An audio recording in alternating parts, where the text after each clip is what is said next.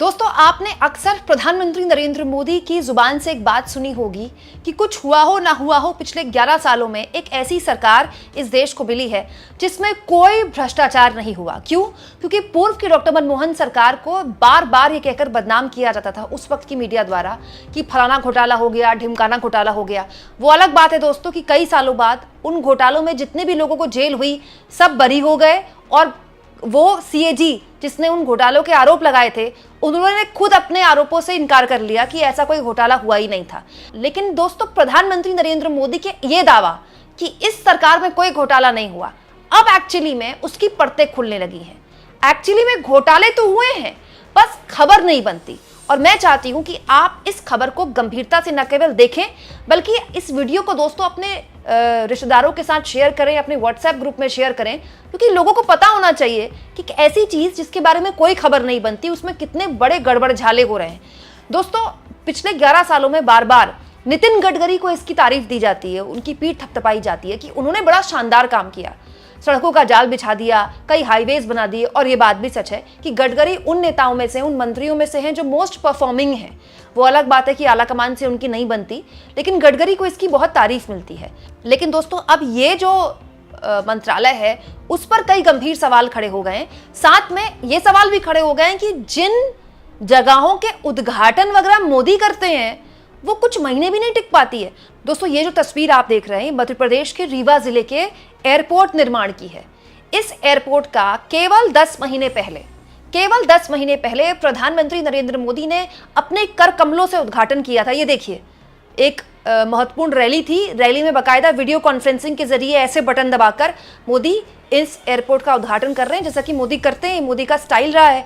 लेकिन अब दोस्तों, केवल 10 महीने के अंदर जिस एयरपोर्ट का मोदी ने उद्घाटन किया था, जहां पर 500 करोड़ रुपए खर्च किए गए, वहां एक हिस्सा बारिश की वजह से भरभराकर गिर गया।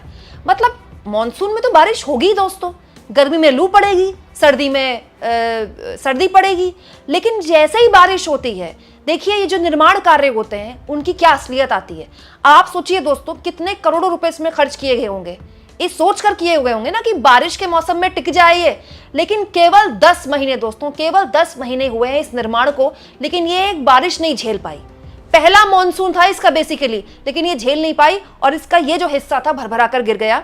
अब आपको बता दूं दोस्तों कि 20 अक्टूबर 2024 को पीएम ने खुद इसका उद्घाटन किया था। दोस्तों, ये प्रधानमंत्री मोदी के आने के बाद ये एक चलन शुरू हुआ, ये एक प्रयास किया गया कि छोटे शहरों को भी एयरपोर्ट से जोड़ा जाएगा। दोस्तों, प्रयास तो अच्छा है, लेकिन जमीन पर जो लोकल कॉन्ट्रैक्टर हैं उनको किस बिना पर काम दिया जाता है? ये तो खुलेआम भ्रष्टाचार है। आप मुझे बताइए, कोई भी चीज अगर ठीक से बनी है, उसमें कोई भ्रष्टाचार नहीं हुआ है, अच्छी क्वालिटी की है, तो बारिश क्यों नहीं झेलेगी? इतनी पुरानी पुरानी इमारतें हमारे देश में, हमारे इतिहास में ऐसी ऐसी इमारतें खड़ी हुई हैं जो हजार साल पुरानी है, 500-500 साल पुरानी है, उनको कुछ नहीं होता है। ये साल 6 महीने पहले जो इमारतें बनी होती है उनका हाल ये हो जाता है। दोस्तों, आधी रात को ये सब कुछ हुआ है। रीवा एयरपोर्ट की बाउंड्री वॉल का एक हिस्सा पूरी तरह से गिर गया, और तो और जब ये गिरा दोस्तों तो एयरपोर्ट में पानी भर गया। ये स्थिति है दोस्तों। ये डबल इंजन सरकारों में हो रहा है। मध्य प्रदेश में डबल इंजन दौड़ रहा है पिछले 11 सालों से। 1 साल की कमलनाथ की सरकार आई थी। अब दोस्तों, इस पूरे मुद्दे पर जाहिर तौर पर सवाल उठने लगे कि भाई प्रधानमंत्री जिस निर्माण का उद्घाटन करते हैं वो 10 महीने नहीं टिक पाता। तो दोस्तों, ये तो प्रधानमंत्री को जवाब देना चाहिए कि डबल इंजन सरकारों में किस लेवल का भ्रष्टाचार हो रहा है।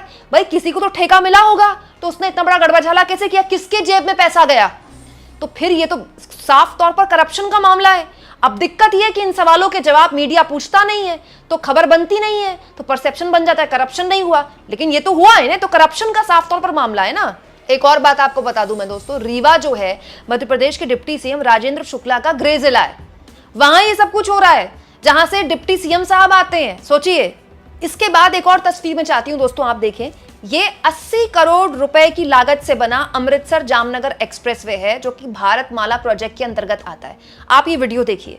इस एक्सप्रेसवे के दोस्तों कई हिस्से आपको धंसे हुए दिखाई देंगे, कई जगह बड़े बड़े गड्ढे दिखाई देंगे, कई जगह सड़कें उखड़ गई हैं। दोस्तों, ये एक्सप्रेसवे भी मोदी सरकार के रहते ही बना है। हजारों करोड़ रुपए खर्च होते हैं इन एक्सप्रेसवे में, और इन्हीं एक्सप्रेसवे के नाम पर नितिन गडकरी अपनी पीठ थपथपाते हैं कि रोज इतने किलोमीटर एक्सप्रेसवे बन रहे हैं, हमने यहाँ सड़कें बिछा दी, वहां सड़कें बिछा दी। ये बात सही है दोस्तों कि सड़कें हमको बिछानी पड़ेंगी अगर हमको विकसित राष्ट्र बनना है तो, क्योंकि वो बेसिक है, बेसिक इंफ्रास्ट्रक्चर है। सड़क जाएगी तभी उस जगह में विकास जाएगा, बट सड़क अगर ऐसे जाएगी तो विकास कैसे जाएगा? गड्ढों वाला विकास जाएगा। सोचिए दोस्तों, ये भारतमाला प्रोजेक्ट के तहत ये बना है। अमृतसर जामनगर एक्सप्रेस है, अमृतसर को गुजरात से जोड़ने वाला एक्सप्रेस वे। हर जगह आपको गड्ढे गड्ढे दिखाई देंगे। दोस्तों हुआ क्या कि जब ये वीडियो वायरल हुआ सोशल मीडिया में तो नितिन गडकरी जागे। इन्होंने इस पूरे मामले में, नितिन गडकरी तक जब ये बात आई तो मंत्रालय ने इस पूरे मामले में दोस्तों NSAI के PD यानी कि परियोजना निदेशक को सस्पेंड कर दिया है, और मेसर्स CDS इंफ्रा प्रोजेक्ट जिन्होंने ये बनाया है एक्सप्रेसवे, उनको फुटपाथ की खराबी स्थिति के कारण तत्काल प्रभाव से आगे बिडिंग करने से, ताकि आगे वो ठेके न ले पाए, इसके लिए उनको रोक दिया गया है। और 2 करोड़ 80 लाख की पेनल्टी लगाने के साथ साथ कारण बताओ नोटिस भी कंपनी को इशू कर दिया गया। अच्छी बात है, लेकिन पॉइंट ये दोस्तों कि अगर वीडियो वायरल ना होता तो मंत्री जी को पता ना चलता, और मंत्री जी को पता ना चलता तो फिर ये पेनल्टी ना लगती, ये एक्शन नहीं होता। तो मतलब हाईवे में भ्रष्टाचार हो रहा है, हाईवे इतनी जल्दी इतनी बुरी हालत में आ रहे हैं, इसके लिए इलाके के लोगों को वीडियो बनानी पड़ेगी, फिर वो वीडियो किसी से ट्वीट करवानी पड़ेगी, कोई बड़ा आदमी ट्वीट कर दे ताकि वो वायरल हो जाए। अगर 1% वायरल हो गई तब मंत्री जी जागेंगे। मैं जानना चाहती हूँ दोस्तों कि इतनी बड़ी बड़ी कंपनियों को इतने करोड़ों रुपए के ठेके दिए जाते हैं, कोई क्रॉस चेक करने वाला नहीं है क्या? कि अगर सड़क बन गई, आप टारगेट देते हैं कि आपको 10 महीने में, 1 साल में सड़क बनानी है या हाईवे तैयार करना है, तो उस टारगेट को आप कंप्लीट करवा रहे हैं ताकि फीता कट जाए, ताकि बटन दबाने के लिए फोटो मिल जाए कि देखिए उद्घाटन कर दिया, या फिर आप मेंटेनेंस का ध्यान भी रख रहे हैं। दोस्तों ये हाईवेज आपके मेरे पैसे से बने हैं। इन हाईवेज पे जो टोल भरते हैं ना, आप और मैं भरते हैं। ये बात सही है दोस्तों कि हाईवेज बनने की वजह से कनेक्टिविटी बहुत शानदार हो गई कई शहरों की, लेकिन इन हाईवेज का जो गुणवत्ता है इसको लेकर भी तो सवाल पूछने चाहिए। मैं किसी पार्टी की प्रवक्ता नहीं हूं, लेकिन अभी कुछ वक्त पहले उत्तर प्रदेश के विधानसभा चुनाव की वजह से दोस्तों, जब हम कवर करने गए थे यूपी विधानसभा चुनाव, तो लखनऊ से हमको दिल्ली आना था। आप यकीन नहीं करेंगे, लखनऊ से दिल्ली आने में हमको हार्डली कुछ घंटे लगे। इतना शानदार हाईवे बना है। मैं ये नहीं कह रही कि वो हाईवे अखिलेश यादव ने बनाया है इसलिए बहुत शानदार बना है, लेकिन वो हाईवे किसी ने तो बनाया होगा ना, उसका रखरखाव भी किया जा रहा है। तो जब इतना पुराना हाईवे है, उसका रखरखाव हो सकता है, वो अपनी सफलता की गाथा लगातार हर दिन लोगों को बता सकता है, दिखा सकता है, तो फिर ये जो प्रोजेक्ट्स बन रहे हैं कुछ महीने पहले कैसे धराशायी हो रहे हैं? और सबसे बड़ी बात, अगर ये धराशायी हो रहे हैं तो फिर यहाँ पर किसकी जेब में कितना जा रहा है? ये तो क्लियर कट भ्रष्टाचार का मामला है ना। ये जो सड़क बनी, ये जो हाईवे बना, जिसमें गड्ढे आ गए, जिसमें साफ तौर पर अनियमितताएं दिख रही हैं, किसकी जेब में कितना पैसा गया? कंपनी पे तो आपने पेनल्टी लगा दी, लेकिन अधिकारियों पर कोई तो जांच होनी चाहिए ना। और बड़ा सवाल यह है दोस्तों कि इस भ्रष्टाचार को लेकर कोई बात क्यों नहीं करता? ये भी तो करप्शन है, और एक खुलेआम होने वाला करप्शन है, इसके बारे में कोई बात नहीं होता।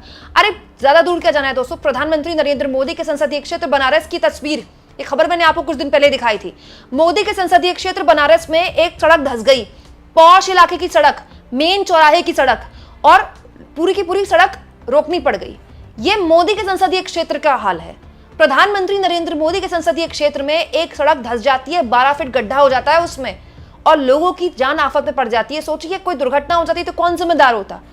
जब प्रधानमंत्री के संसदीय क्षेत्र में खुलेआम भ्रष्टाचार हो रहा है, खुलेआम। बस बात यह है कि इन मामलों में खबरें नहीं बनती तो एक परसेप्शन दिया जाता है कि इस सरकार में तो घोटाले नहीं होते, पूर्व की सरकारों में घोटाले होते हैं। लेकिन सच्चाई है दोस्तों कि हमारे सरकारी दफ्तरों में, चाहे किसी की भी सरकार आ जाए राज्य में, चाहे अखिलेश यादव की आ जाए, चाहे योगी आदित्यनाथ की आ जाए, चाहे केंद्र में मोदी की आ जाए, चाहे मनमोहन की आ जाए, चाहे राहुल गांधी की आ जाए, हमारे जो सरकारी सिस्टम है ना, उसमें भ्रष्टाचार इतना गहरा दीमक है कि आप परसेप्शन तो बना सकते हैं कि हमने भ्रष्टाचार नहीं किया, आप उसको खत्म नहीं कर सकते। अगर यहां पर काम किया गया होता तो ना तो इन सड़कों पे गड्ढे होते, ना ही 10 महीने के अंदर ये एयरपोर्ट की बाउंड्री वॉल टूटती, जिसको छुपाने के लिए प्रयास किए जा रहे हैं। आप इस मुद्दे पर क्या सोचते हैं दोस्तों? कमेंट बॉक्स में जरूर लिखें, और जितना हो सके चैनल को शेयर करें, सब्सक्राइब करें, और थैंक्स और ज्वाइन के ऑप्शन से दोस्तों अगर आप चाहें तो कुछ आर्थिक मदद भी चैनल की जरूर करें।